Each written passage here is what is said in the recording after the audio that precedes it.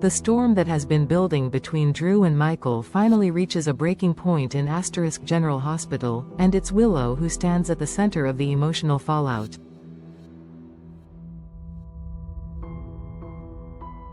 What began as a calculated business maneuver has now evolved into a psychological battlefield that threatens to consume everyone involved.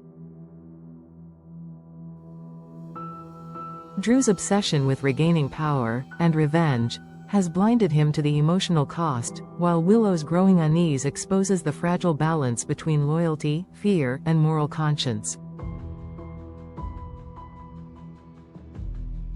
As the Quartermaine mansion once again becomes the stage for betrayal and manipulation, the question isn't just who will win, but how much will be lost in the process. In the latest developments, Drew has revealed a shocking new plan to purchase the Quartermaine estate. To most, it looks like a real estate deal, a nostalgic reclaiming of family history, but beneath that polite facade lies something far more sinister. Drew's real motive is strategic sabotage. He believes that by buying the mansion, he can destabilize Michael, push him off balance, and force him to make a mistake. It's a chess move disguised as sentiment, a provocation designed to expose Michael's hidden ruthlessness. Yet the brilliance of the plan is also its flaw. Because if there's one thing Drew hasn't considered, it's the unpredictable emotional chain reaction that such a move will ignite, especially in Willow. For Willow, the Quartermaine mansion represents more than family legacy, it's the symbol of all the lies and fractures that have haunted her relationship with Michael. Every wall of that house holds the echoes of deception, the manipulations, the cover-ups, and the power struggles that have defined their lives. When Drew confides his intentions to Nina, it isn't just a business discussion, it's the spark that sets the next conflict ablaze. Nina's skepticism exposes the cracks in Drew's reasoning. She reminds him that Michael isn't impulsive, he's methodical. If Drew thinks he can bait him into self-destruction, he's underestimating a man who plans his revenge like a strategist, not a hothead. But Drew, hardened by prison time and betrayal, dismisses her doubts. He insists that Michael will crack, that anger will cloud his judgment. What Drew doesn't realize is that he's already become the very thing he despises, a manipulator who justifies cruelty as strategy. In his mind, every move is righteous, every blow deserved. But to Willow, who's watching the men she once loved destroy each other in slow motion, this plan looks like a ticking time bomb. She's seen what revenge does to people, she's lived through the cost of Michael's cold precision. Now, seeing Drew walk down the same dark path fills her with dread. Her own trauma, the arrest, the humiliation, the feeling of betrayal, has already pushed her close to the edge. But this? This could shatter what little hope she has left for redemption. Ever since her arrest, Willow has quietly carried the suspicion that Michael set her up. The possibility that he betrayed her has poisoned every memory she has of him, the warmth, the trust, the promises that used to mean something. In her heart, she wants justice, but not like this. Drew's decision to buy the mansion feels less like strategy and more like provocation. To her, it's as if he's inviting Michael to strike back, daring him to reveal the darkness she already fears. And when Michael is cornered, he doesn't explode, he calculates. That's what terrifies her most. As Drew pushes forward with his plan, Willow finds herself trapped between two forces she can't control: Drew's vengeance and Michael's silence. Each man sees her as a piece on the board, Drew's ally, Michael's liability, but neither truly sees her fear. In her private moments, she replays the choices that led her here. If she hadn't trusted Michael, if she hadn't believed in Drew's version of justice, maybe she wouldn't be in Pentonville. Maybe she wouldn't have become a pawn in a family war disguised as moral crusade. The walls of her cell remind her daily that loyalty can be a prison far worse than steel bars. Meanwhile, Nina's conversation with Drew becomes a subtle turning point.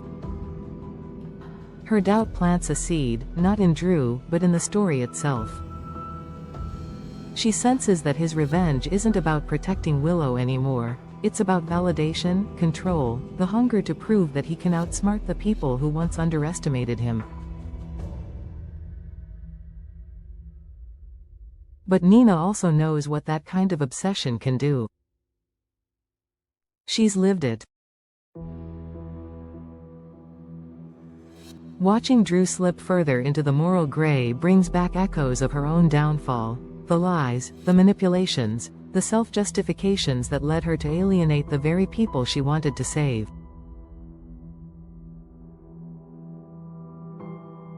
And so, even as she challenges him, she also recognizes herself in his resolve.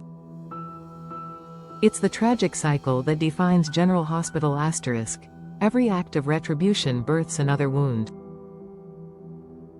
The mansion purchase looms larger than life, not just a transaction, but a declaration of war.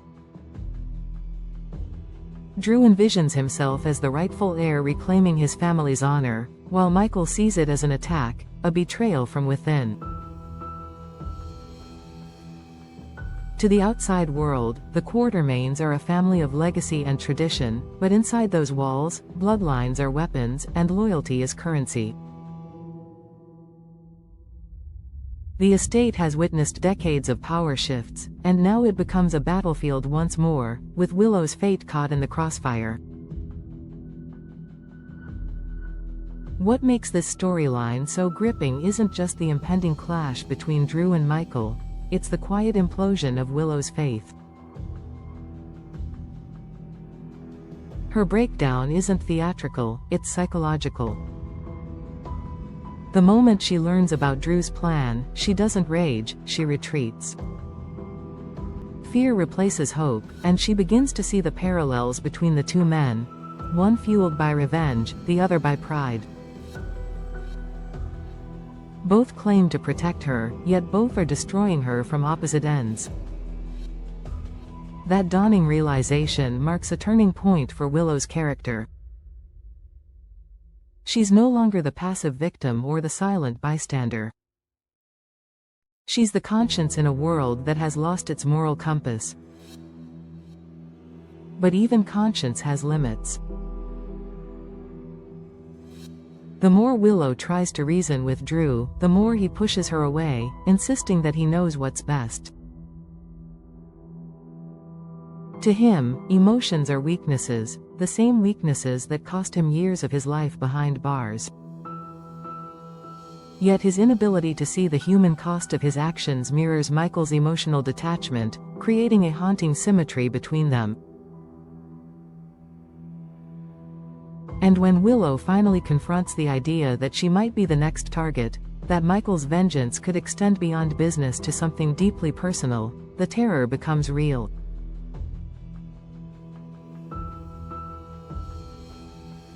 Because if Michael truly believes she betrayed him, there's no telling how far he'll go. The tragedy is that all three characters are trapped by their pasts. Drew's time in prison hardened him into a man who equates control with safety. Michael's legacy as a Corinthos has taught him that power must always be protected, even through manipulation. And Willow, the moral center, has learned that forgiveness doesn't always save you, sometimes it just delays the inevitable reckoning. Their intertwined fates paint a portrait of modern General Hospital storytelling at its finest, morally complex, emotionally raw, and relentlessly unpredictable. As the weeks ahead unfold, the fallout from Drew's mansion deal will ripple across Port Charles. The Quartermaine estate, long a symbol of status and stability, may soon become the epicenter of chaos once again. Secrets buried in its walls could resurface, alliances could fracture, and revenge could spiral into tragedy.